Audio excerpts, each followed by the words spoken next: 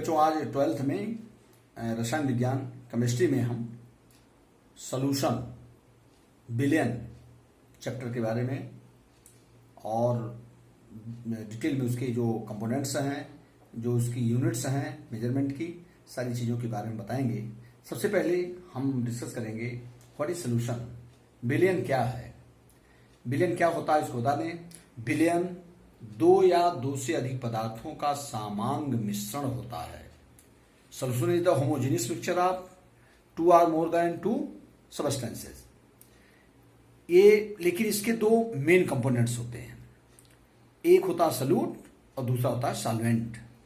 Solute विलेय और दूसरा होता है सॉल्वेंट विलायक। दो कंपोनेंट सॉल्यूशन के होते हैं, सॉल्यूट एंड सॉल्वेंट, विलेय और विलायक। जनरली ये सोचो, विलेय सॉल्यूट जिसको घोला जाता है, इन जनरल समझो जिसको हम घोलते हैं वो हमारा हो गया सॉल्यूट, और जिसमें घोलते हैं उसको कहते हैं सॉल्वेंट, विलायक। एग्जाम्पल के लिए जैसे पानी लिए, पानी में हम चीनी को घोलते हैं तो वो हमारा सॉल्यूशन बन गया, लेकिन चीनी सॉल्यूट है और पानी हमारा जो है वो सॉल्वेंट है। तो इसका मतलब ये समझो, किसी सॉल्यूशन में जो स्मॉलर कंपोनेंट्स होता है वो उसको सॉल्यूट बोलते हैं, और जो उससे ज़्यादा मात्रा में हमारा होता है उसको कहते हैं बिगर कंपोनेंट्स, वो हमारा होता है सॉल्वेंट। तो इस प्रकार से विलयन के दो मुख्य घटक हैं, विलेय और विलायक। जैसे विलयन के दो घटक हो गए हमारे विलयन, इसके दो मेन कंपोनेंट्स हो गए, एक हो गया हमारा विलेय जिसको बोलते हैं सॉल्यूट विलेय, और दूसरा हो जाएगा विलायक जिसको बोलते हैं सॉल्वेंट।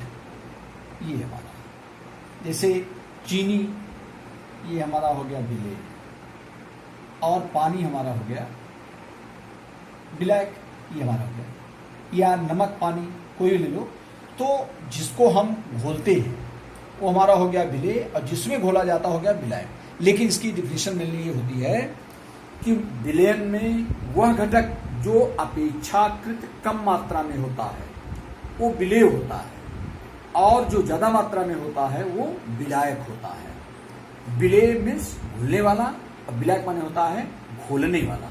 ये मतलब समझो। तो there are two components of solution, solute and solvent, विलेय और विलायक। ये समझ में आ गया होगा। अब विलयन के कई प्रकार होते हैं।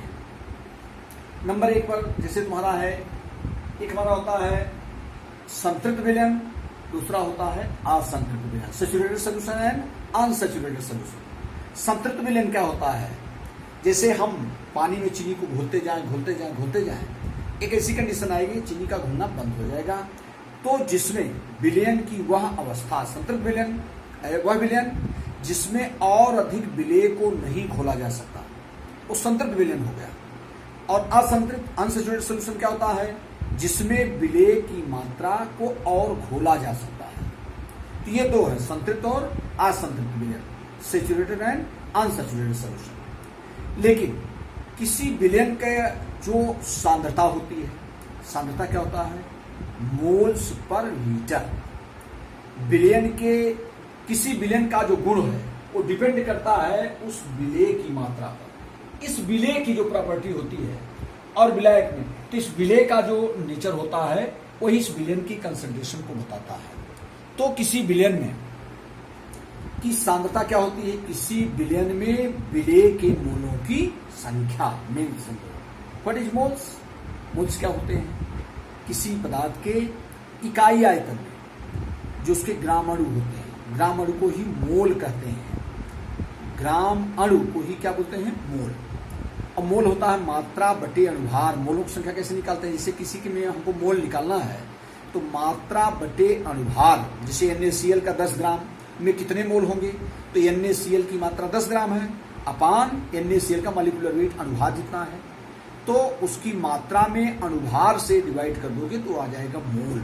और मोल पर लीटर जो होता है, किसी विलयन में विलेय के मोल पर लीटर जो होता है वही विलयन की होती है सांद्रता। मोल पर लीटर को ही क्या बोलते हैं, सांद्रता, कंसंट्रेशन। अब विलेन का जो कंसंट्रेशन होता है, जैसे विलेन में और प्रकार के हमारे विलेन होते हैं। जैसे एक हो गया हमारा स्टैंडर्ड सोल्यूशन, मानक विलेन होता है। मानक विलेन क्या होता है?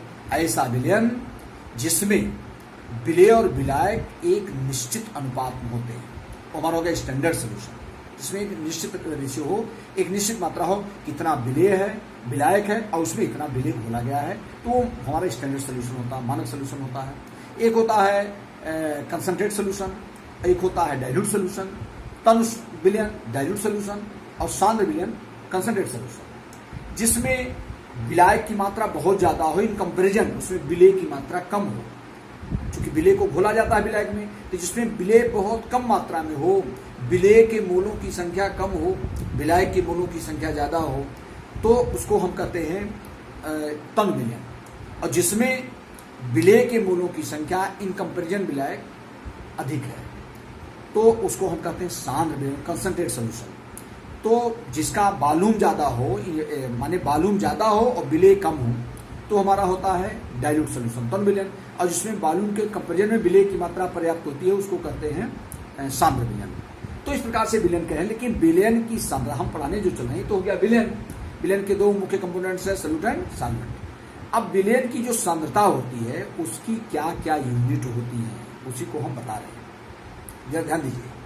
तो विलयन की सांद्रता ज्ञात करने की जो इकाई हमारा है, विलयन की सांद्रता ज्ञात करने की इकाई नंबर 1 पर होता है प्रतिशतता, इसको बोलते हैं परसेंटेज।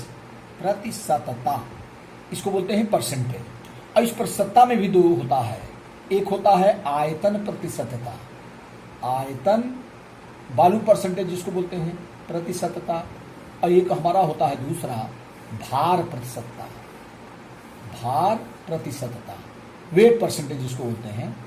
तो ये इस प्रकार से ये प्रतिशतता हो गया। दूसरा जो हमारा होता है मेन, ये हो गया हमारा नॉर्मलता, दूसरा हो गया नॉर्मलता,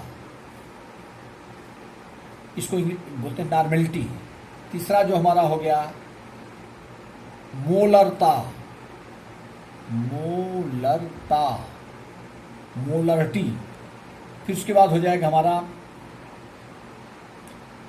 फार्मलता, फार्मेलिटी जिसको बोलते हैं। पहले मोललता, मोललता, मोललिटी। फिर उसके बाद होता है फार्मेलिटी, फार्मलता जिसको फार्मल विलयन कहते हैं, इस बारे में बताएंगे, फार्मलता। फिर उसके बाद है तुम्हारा मोल प्रभास,